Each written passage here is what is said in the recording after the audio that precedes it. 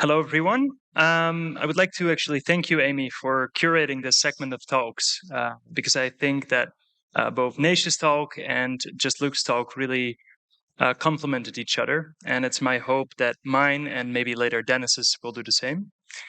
Although I will basically be repeating a lot what you just said, but more specific to the training of practitioners. And as you will notice, I will be reading from this.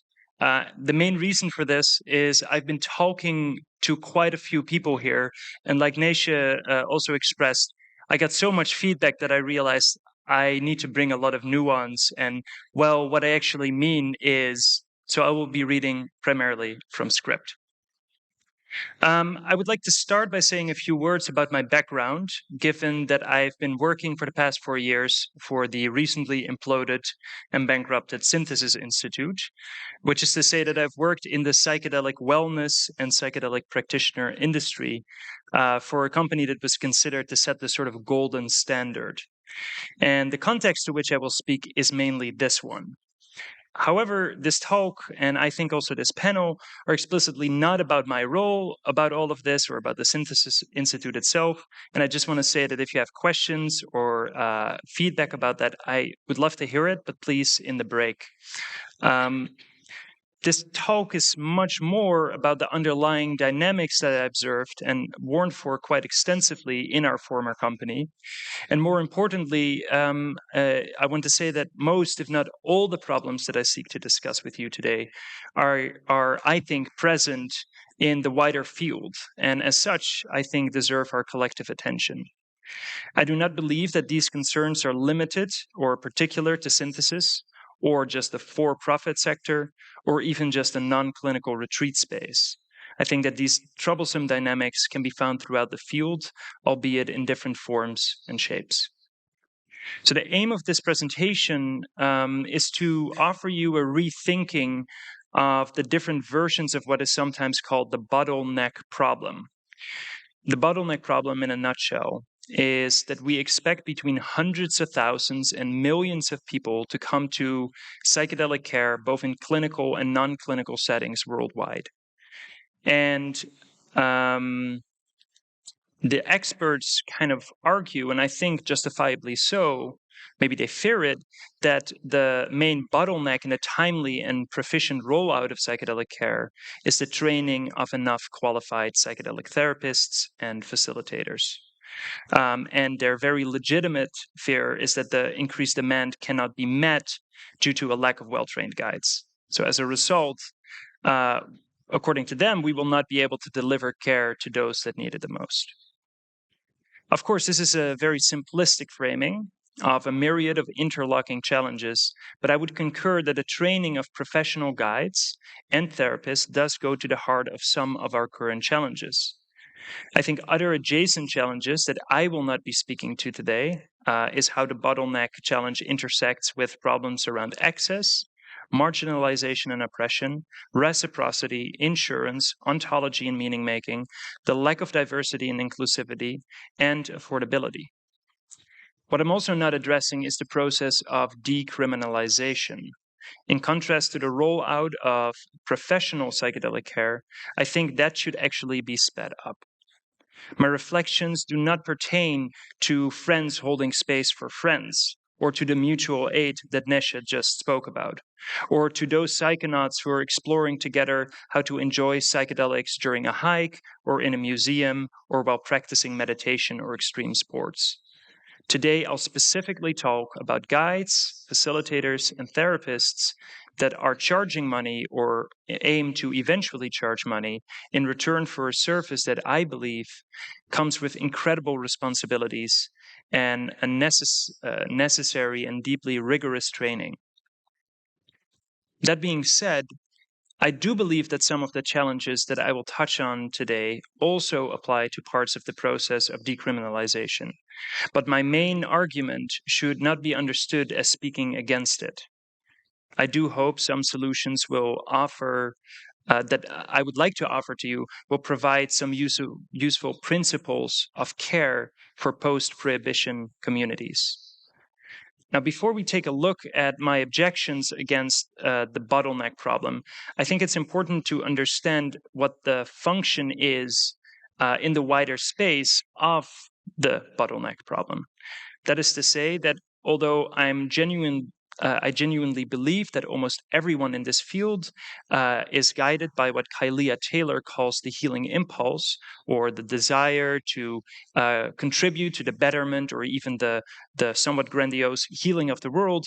I kind of want to depersonalize that impulse, which is to say that I think our field would really benefit from also seeing the ways in which this discourse functions on a social, a cultural, and a political level. It does something. It doesn't just say something or express something.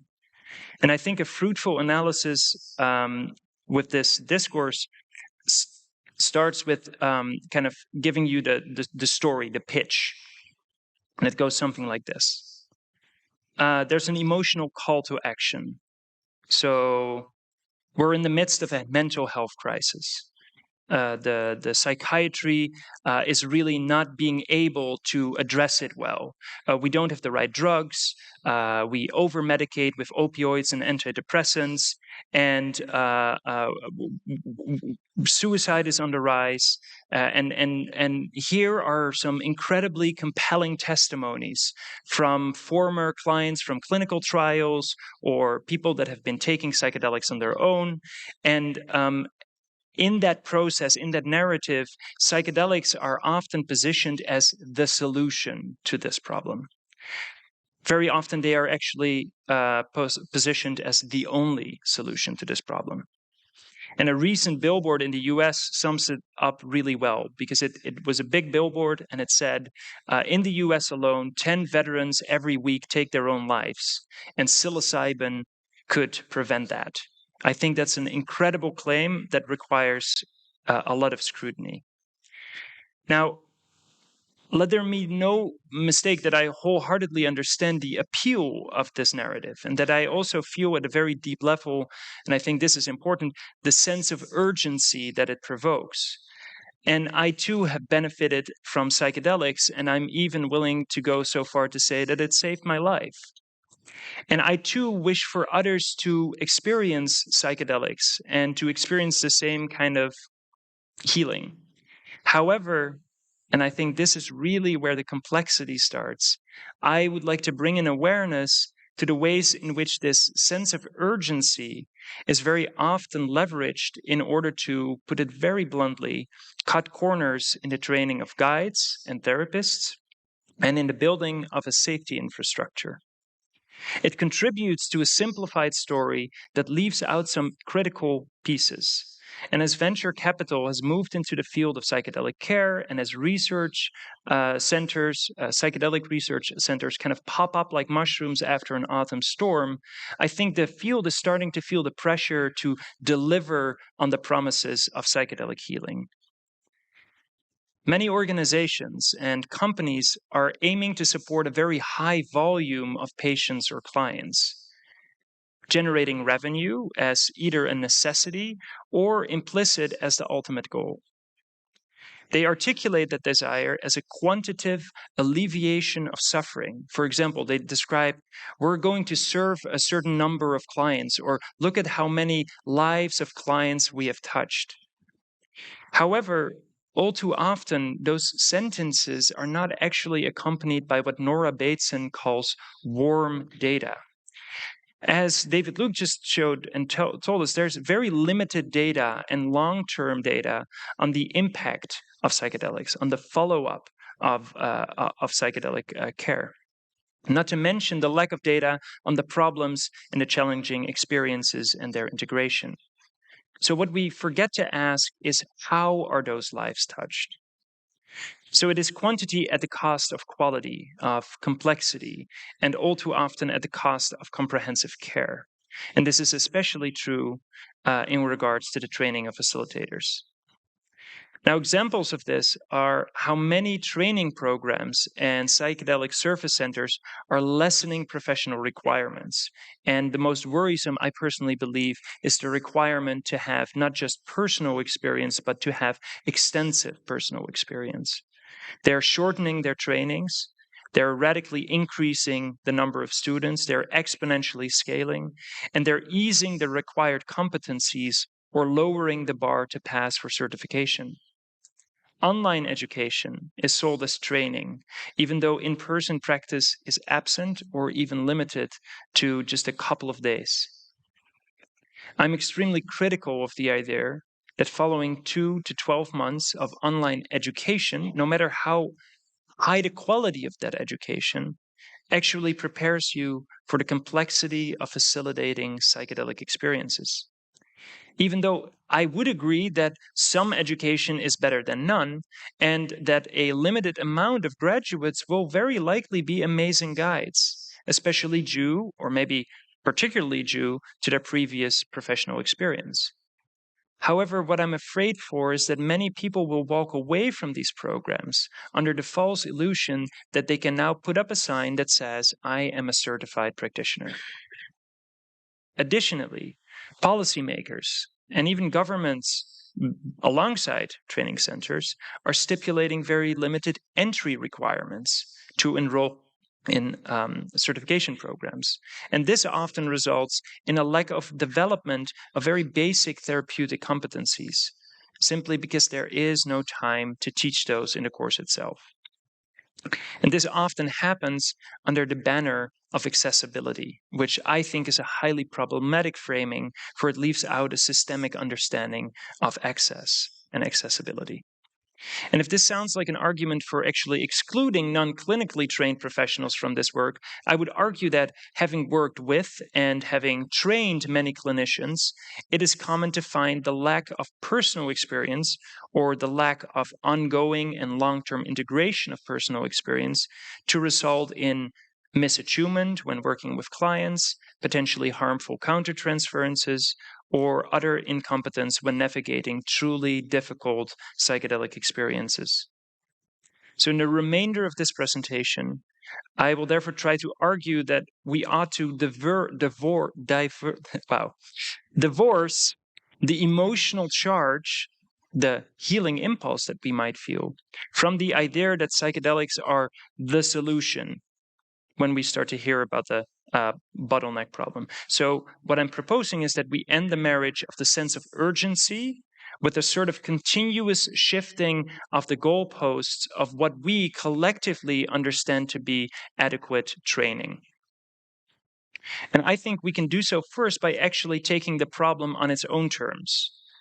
The first question I would ask is, what does it actually mean to train guides well? Because I think we currently lack consensus of what constitutes core competencies or adequate training. For example, does it include being able to sing for ayahuasca? Does it include 10 to 20 years of dietas in the deep jungle? Does it include working with projective identification and countertransference? Does it entail competency in cultural sensitivity and anti-oppression work? Does it include having at least 10 personal experiences? Does it include understanding psychopathology? Or engaging in shared ethical decision making, or being able to touch or explicitly not to touch, or understanding how and when to touch your clients? I think we lack consensus on what constitutes proper ethical psychedelic care. We don't have an understanding, a shared understanding of what psychedelic care ethics are or should be. And I think we lack integrated models that can address all the different dimensions, all the different needs that people might have as they are moving through or returning from psychedelic experiences. And it is in the absence of such consensus and in the absence of such well integrated models that there's a sort of risk of anything goes. Or a sort of, we get this mishmash of kind of poorly thought out practices, poorly thought out ideas and models. And I think this includes the risk of quite poorly translating, transplanting, or appropriating indigenous practices and worldviews into Western contexts. Now, I've no time to name the very few and notable exceptions that actually are developing really beautiful models. I just want to acknowledge that they are there. They engage in really hard translational work, they do reciprocity, and they actually offer comprehensive training rather than education. But I want to note that I'm well aware of some of these great initiatives. Additionally, I want to acknowledge that we obviously do know a thing or two about psychedelics, and of course there is some consensus about basic principles of good care. But to summarize, even if we agree that the main bottleneck problem is the number of trained guides that can be ready on such a short notice, we still have a rather serious horse in front of the cart situation, cart in front of the horse situation. We're training people, but haven't fully figured out what those people should actually be trained in. And speaking to many elders, whether they are seasoned clinicians or underground guides or indigenous leaders and practitioners, I hear the same thing. Please understand, training takes many years to many decades. And what we see right now is way too high paced. It's too fast paced. It's being fast tracked. But this is not even the main argument that I wish to make today, because I think that if we take a step back and we look at the bottleneck problem from a distance, I see a different problem altogether. It's not just that we're kind of cutting corners in the training of guides or that we lack the understanding of what they actually need to be trained in.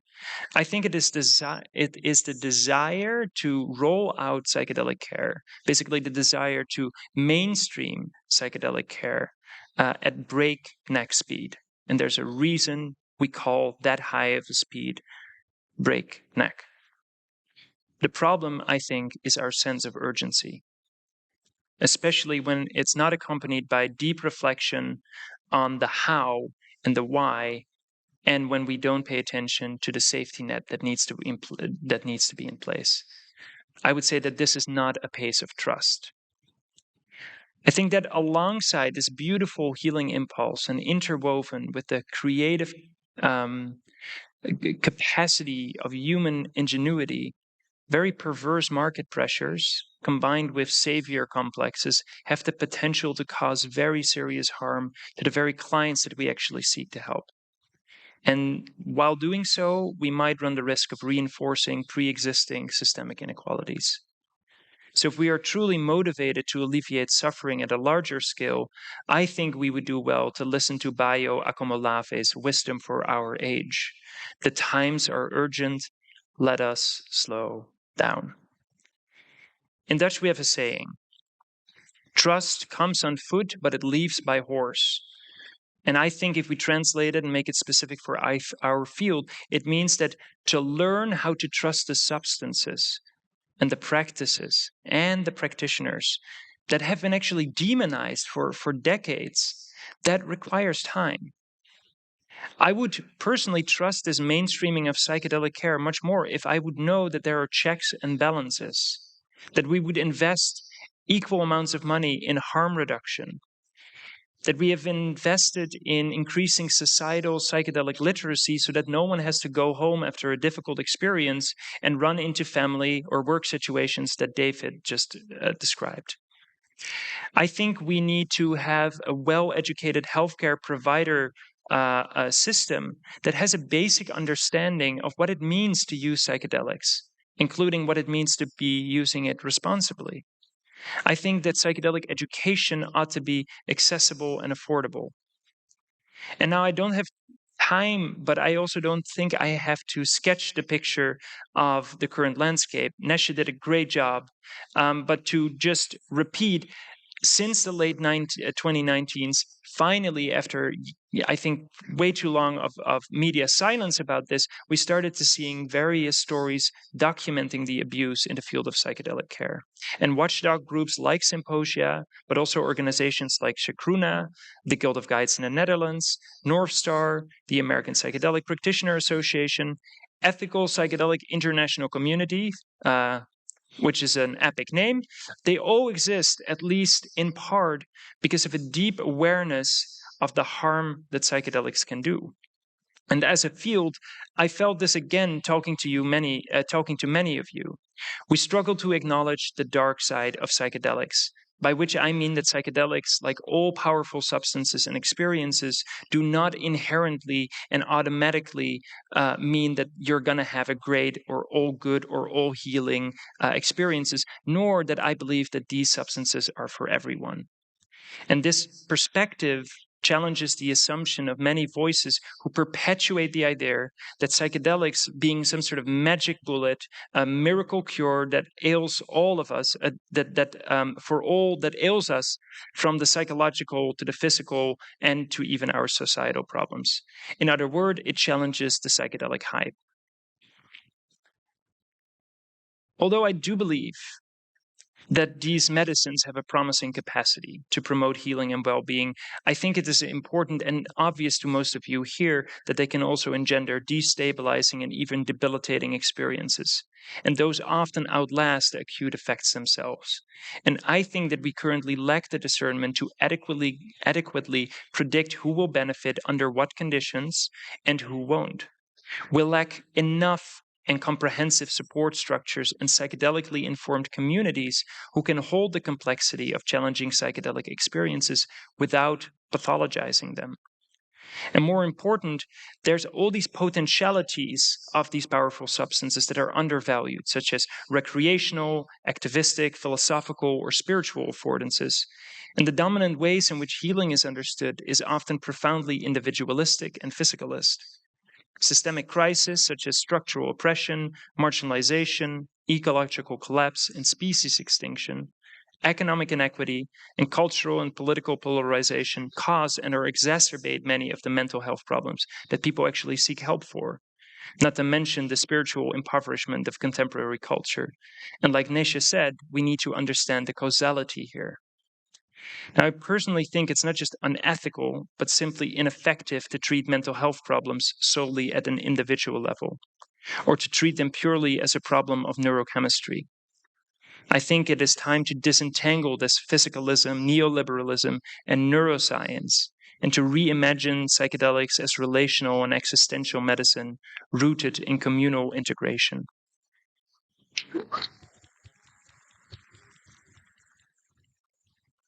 Understanding these systemic issues also reopens the possibility to do things together while slowing down, because we can immediately civically engage to build community. We don't have to wait. And we can engender systemic change that will actually reduce the pressure on our individual mental health. And usually, when I offer my criticism, I hear that we also need solutions. So, in the remainder of my time, I would like to share some ideas with you. When I think about what a healthy ecosystem of psychedelic care could look like and what its underlying principles are, I think about civic governance structures that facilitate field wide accountability and evaluation, such as forums, councils, or panel discussions, for example, during conferences like this. I think psychedelically informed models for conflict resolution that are models that understand the amplification of intra and interpersonal processes that can come with regular psychedelic use. I would love to see organizations and governmental agencies and clinical research centers that actually role model real transparency around decision making, financial streams, data collection and usage, incident monitoring, and incident reporting. I would argue for the implementation of robust professional standards, code of ethics, and emergency protocols across the board, and that could be specific to a tradition or an approach or a local community. And we can learn about shared ethical decision making or to develop in depth safety planning that is based on personal and relational risk assessment, which is to say that we could empower clients to choose for themselves, informing them well and honestly, mitigating potentially challenging experience, but without the fantasy of having a 100% safe experience. I would love to see the field come together to think about what compassionate non-exclusion inclusion could look like, as the psychotherapists Simone White and Timothy Crespi call it.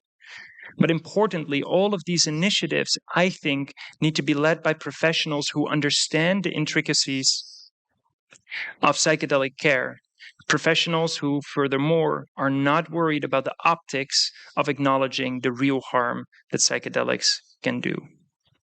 And needless to say, all of these things need time and money, but currently the industry is spending that on other priorities, often pertaining to IP, drug development, expansion, scaling, and advertising. So slowing down would allow us to experiment, for example, the beautiful principle of psychedelic apprenticeship, whereby, and I quote from Watts, Timmermans, and Dupuy, a therapist, a spiritual facilitator, or a guide has undergone a similar process as the experiencer, and thus can provide gradual orientation to the process of navigating this experiential domain and aid in assimilating insights. I think that approaching psychedelics as a practice rather than a product or a service and rooting it in psychedelic apprenticeship in community can help insulate the field from potentially harmful enthusiasm and naive guides. It can help to engender trust in our communities that we know that we are doing, that we know who is doing it, and that we know how they are doing it. And it can support treating our elders and the lineages and the medicines themselves with the respect that they deserve. As some of these principles could guide the development of a more wholesome psychedelic care, slowing down the integration of psychedelic care into the mainstream could actually prevent harm and disappointment. Those veterans killing themselves?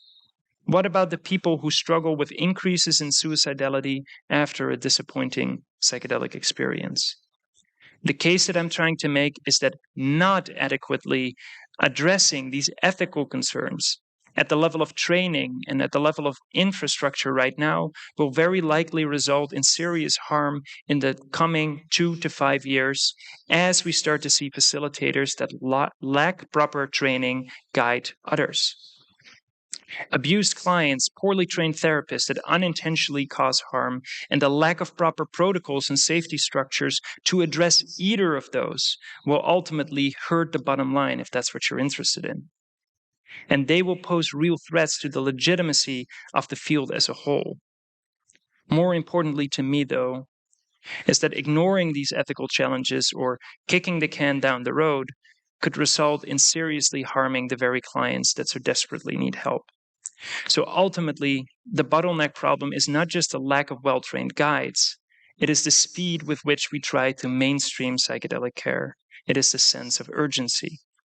We have a choice to either roll out inadequate care as quickly as possible or to take a break, to breathe, to work through these challenges, and then to offer a much higher quality and perhaps safer care and to build the much needed support systems to facilitate a diversity of people. Slowing down, in my perspective, might be the best response to the suffering we see around us. Slowing down is not saying we do not continue to work towards mainstreaming psychedelic care. It means prioritizing the building of safety infrastructure at the cost of making a profit and scalability. Slowing down can be an act of resistance, as it can mean that we reimagine psychedelics and psychedelic care as a process and a practice instead of a product or a form of profit. Slowing down would allow a larger diversity of people to collectively decide how psychedelic care should look like for their communities, to figure out who is best suited of guiding others, and to understand how those people need to be trained. Slowing down allows time to realize who would truly benefit from psychedelics, when and under what conditions, and to study why that is the case. I think that slowing down allows us to root psychedelic care in the healing relationships that we all seek to cultivate. Thank you.